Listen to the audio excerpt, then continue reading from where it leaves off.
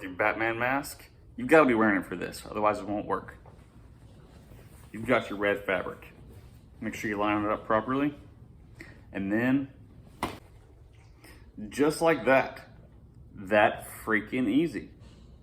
All right, let's actually get to the video. The first thing we have to do with this Batman mask is to cut off the top part. You can do this in any multiple different kinds of ways. You could use scissors, a Dremel, a knife, a sword, or maybe even a yardstick. Let's see if this works. Gotta try to get it right about there. Okay.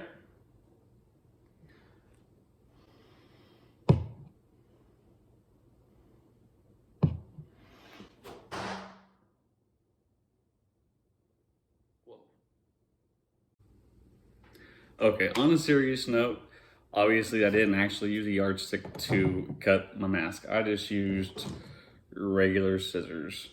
This stuff is thin enough that it will cut very, very easily.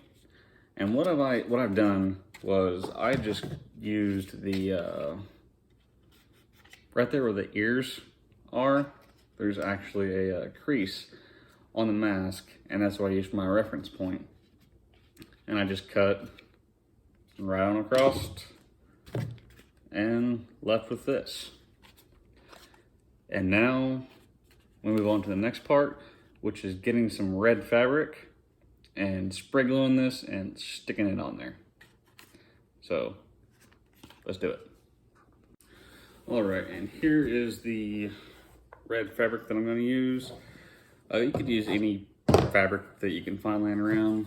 This stuff is, they sell it at Walmart for like, I think less than $2 for like 2 yards of it or something. It's already pre-cut and everything. And it just, normal, I think polyester type fabric. But basically what I'm doing is I'm finding the corner of it. And it's kind of hard to see because my tripod broke. But we'll try that. And see the corner right here. And I'm basically laying the mask on it like that. And I'm basically just laying out how much fabric I want to hang from under the mask, you know, going down to the point.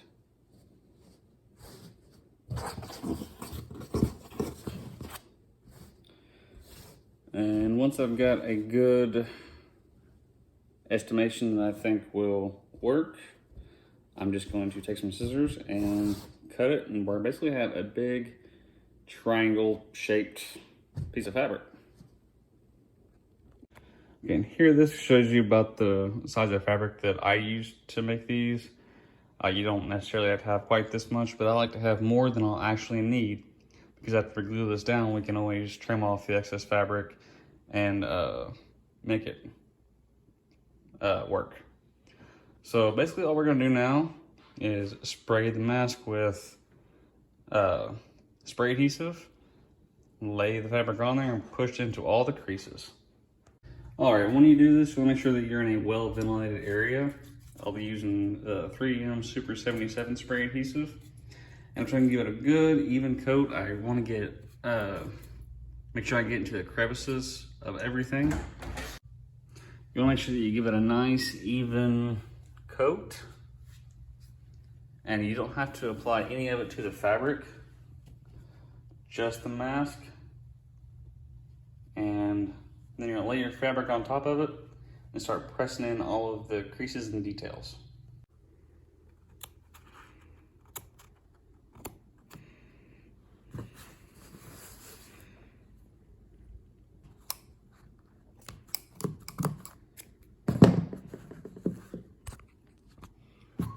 Right, just gonna cut a slit and I'll be gluing these pieces up.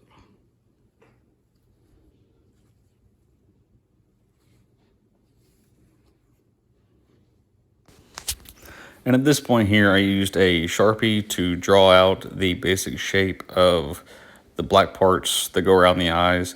I freehanded this part completely, going off the design that, of a reference picture, and then I just used regular black craft paint to fill in the lines, basically.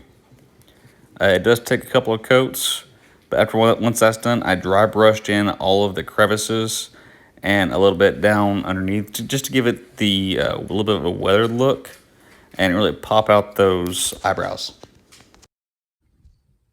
All right, now we've got the most work on the mask done. And if you want to, you could call this part done and be good to go. But what I'm gonna do is add some mesh into the eyes to give it that comic book look. And all this is just a window screen. I bought a roll like 5 years ago, and it's the same roll that I've had. I've been using it, and I still have a ton left. But what I'm doing is I'm just rolling it up about 3 times to make sure I've got more than enough to cover the eye. I've got 2 of these. So I've got it rolled up into thirds. If you want to, you could go ahead and place some glue along the edges to get it to keep its shape. But what I'm gonna do is just put the glue around the eye, and while this is folded up, push it into place. All the glue should seep through all the layers and help keep it secure. I'm using low temp hot glue for this. You can use high temp, it might hold a little bit better, but I would suggest using either gloves or cardboard or something like that to push the mesh on if you're gonna do high temp. Low temp can still be kind of warm, but it's not near as bad. But I'm just going all around the eye. Try to keep the glue strands from in front of the eye. Fold it up and I just push it into place. And also what I'm doing is pushing the screen out just a little bit, so that way as you wear this, your eyes aren't pressed completely against the mesh.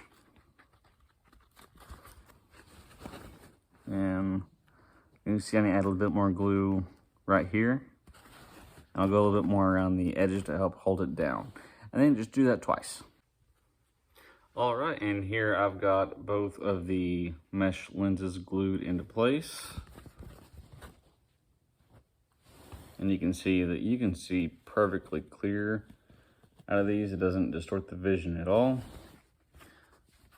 But these aren't quite as dark as I would want them to be. So what I'm gonna do now is take the same black craft paint that I used for these black parts and paint over the eyes. Try to get them just as dark as I can get them. And then I'm gonna go in with some white and paint in the white parts of the eyes to give it that comic book look. Yeah, we're almost done with this thing, guys. Stay tuned. All right, you can see I've got the black painted over the mesh. You can see it just makes it look that much darker. And I like to use one of these brushes for the eyes. It's got that nice sharp angle on it, and it's skinny. And I'm using just regular white acrylic paint. I get the paint in the cap because I don't need very much at a time.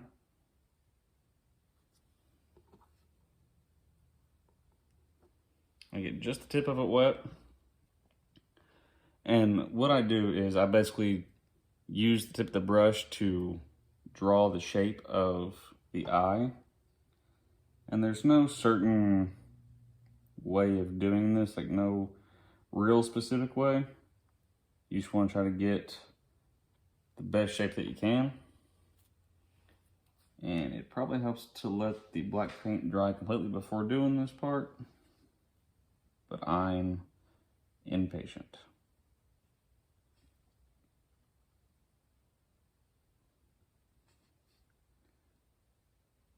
I'm basically just blocking out the shape of the eye. You know, just that regular comic book shape. I just dab it into place.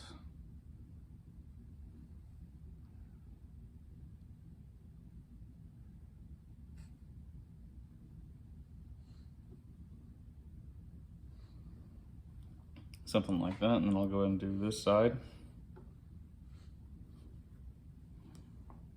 You want to try to line it up and get it just as even as you possibly can.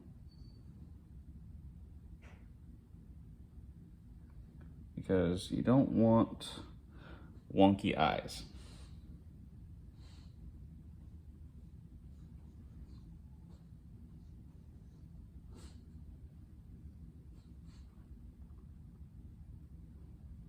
But as a reference point, I'm basically taking the white part up to the high point of the eye, and I'm basically just following that shape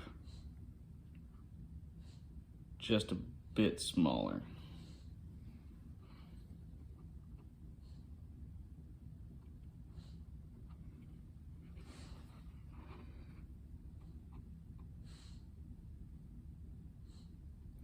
And the reason why I do kind of a tapping sort of painting on this is so I get nice straight lines.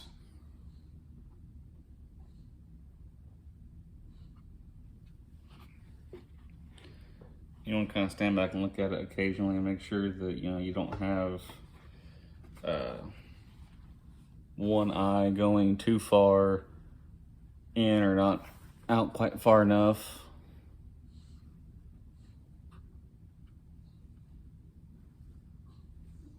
And painting the white on these over this black on this mesh does not inhibit the vision of this at all whatsoever, because you're only putting the white over the very top layer of the mesh, and you're not actually getting down into the mesh.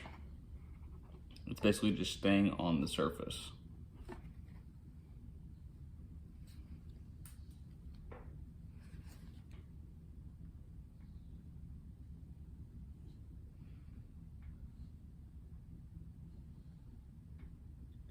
But you basically just keep reworking the shape until you're happy with it.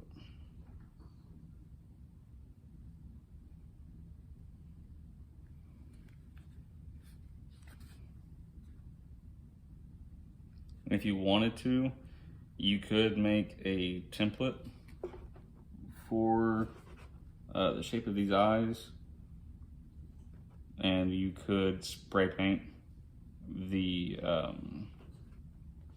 mesh black before gluing it in, and then you lay your template down over your mesh, hit it with some white, flip it over onto the other mesh, and then you've got yourself nice even consistent eyes. You don't have to worry about the hand painting possibility of uneven mistakes or anything like that. But as you can tell right here, the edges really gives it that extra comic book accuracy and look to it. And you still have the entire eye hole to see out of. You're not restricted to just looking through the white parts of the eye. You've got everything else. I'm trying to get where you guys can see through that, but it's kind of hard because I've got light shining on this. So let me try to get a better angle on that so you guys can see. All right, this is probably about the best angle that I can get on this. Hopefully you guys can see through that right. And you go to put it on, and you can't see my eyes at all. So really the only thing left to do is just strap this thing up.